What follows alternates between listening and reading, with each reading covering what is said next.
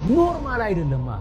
የ12 እና የ13 ዓመት ታዳጊ ህፃናት ይዛችሁ ገና አይምሯቸው ሳይበስል ዘፈኑን እንደመገሰጽና ለእናንተ አይሆንም እንደማለት ጭራሽ እንዲዘፍኑ የምትገፋፏቸው እናንተ ናችሁ። ይሄ ጀግንነት ሳይሆን ቻይልድ ኤክስፕሎይቴሽን ወይም ህፃናትን ለቪው መበዝበዝ ወይም መሸጥ ይባላል። እሸቱ መለሰ እንዳንተ አይነት ደፋር አይቼ አላውቅም። ኑሮህ በምንድን ነው የተመሰረተው? በህፃናት ልጆች። ትንሹ እድሜ 4 ዓመት፣ ትልቁ ደግሞ እድሜ 8 ዓመት አንተ ጋር የሚመጡት ልጆች። ምን ያህል ድፍረት ብታገኝ ነው? ምን ያህል ሞራል ቢኖርህ ነው ስለ ቻይልድ ኤክስፕሎይቴሽን የምታወራው እንዴ?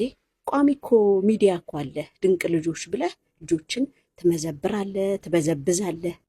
አልፈህ ተርፈህ የምትጠይቃቸው ጥያቄዎች፣ ሜካፕ ትቀቢያለሽ ወይ? ቦይፍሬንድ አለሽ? መቼ ማግባት ትፈልጊያለሽ? አልኮል ትጠጫለሽ ወይ? መቼ አቆምሽ አልኮል? ጠላ ነው አረቄ ነው የምትወጂ እያልክ በተደጋጋሚ የምትጠይቀው አንተ ነህ። እንዴት ያለህ ደፋር ነህ በል።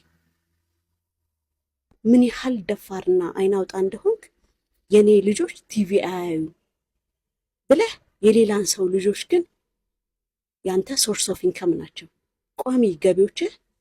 ድንቅ ልጆች ብለህ ያስቀመጥካቸው ህፃናት ናቸው። አታፍርም? እንዴት አይነት ሞራል ቢኖርክ ነው? በጣም የሚደንቀው ነገር ደግሞ አሁን ራሱ ይሄን ቪዲዮ በሰራህበት መጨረሻ ላይ ኤአይ ስልጠና ብለህ እንደገና ማስታወቂያ ሰራ። ምንም ነገር አንተ ገንዘብ ነው የምታደርገው። አትዳፈር።